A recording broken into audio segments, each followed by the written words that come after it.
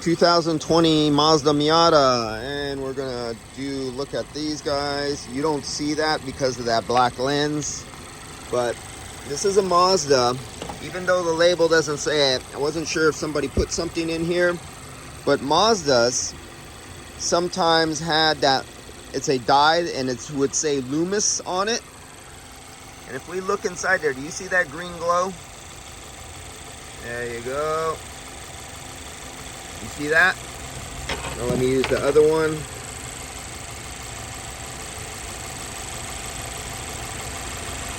You see that? Okay, let's come over here.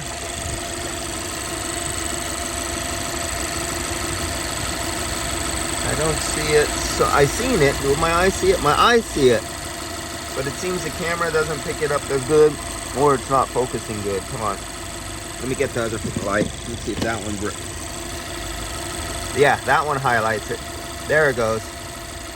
So do you see how different dyes, if you watched enough of my videos, this is the 365, this is the 400.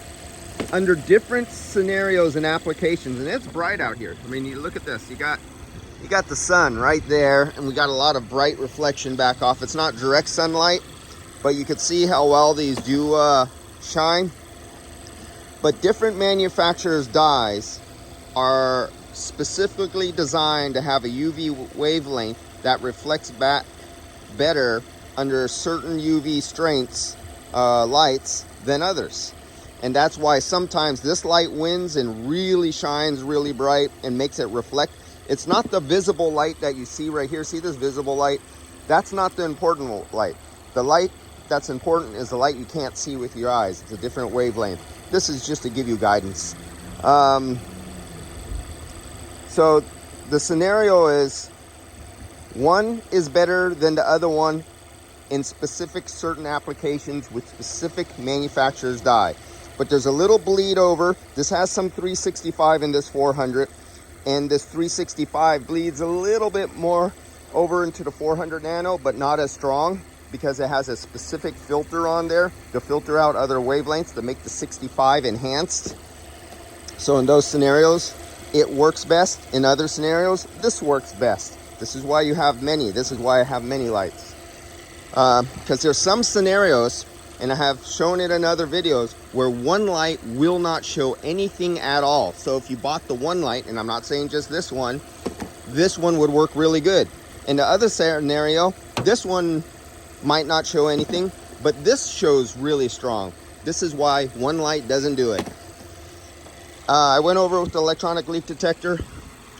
Absolutely nothing other than just like 2-3 parts per million when I first didn't catch it in the video out the dash. But oh, this is what else I see. See a little glow right there? We got some dye right there. Let's zero in. Now let's grab this other one. Zero in. There you go. So that's what the two make it look different.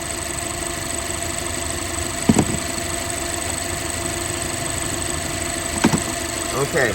Oh, there's another one. Oh, over here.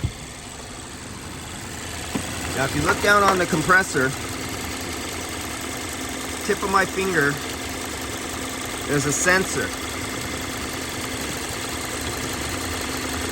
Now that glow you see on the tape, that might be adhesive.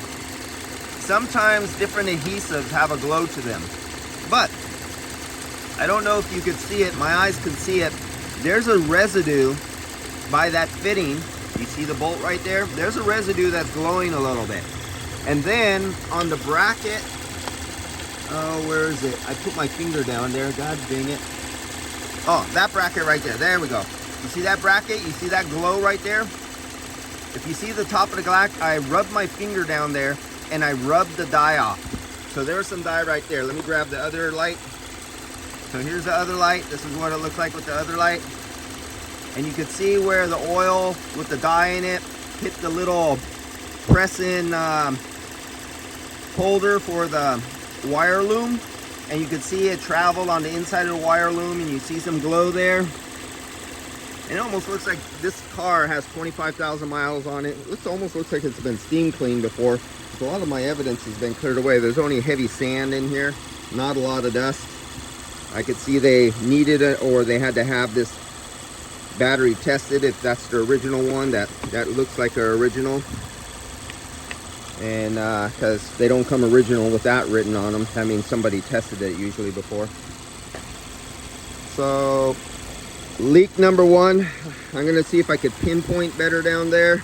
Leak number 2, oh, and not leak number 3, there's bugs that reflect UV light and look like a leak.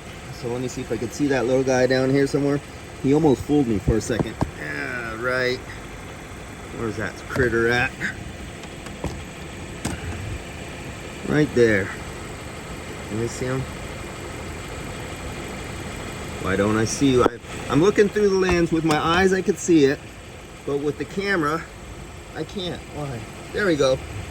Okay, I'll get it in the center. Do you see in the center right there? Looks like a leak, right? I'm gonna stick my finger in there and flick him off. I think that's the body shell casing of a bug. Let's see if we can get this other one on. There we go. There we go. This light is much stronger. So that's this one right here, the 360. Now, let's see if I can get my hand in there.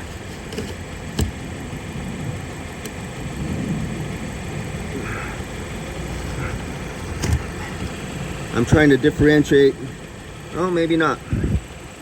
I'm gonna get some cleaner and I'm gonna spray it. And if it goes away, it's a leak.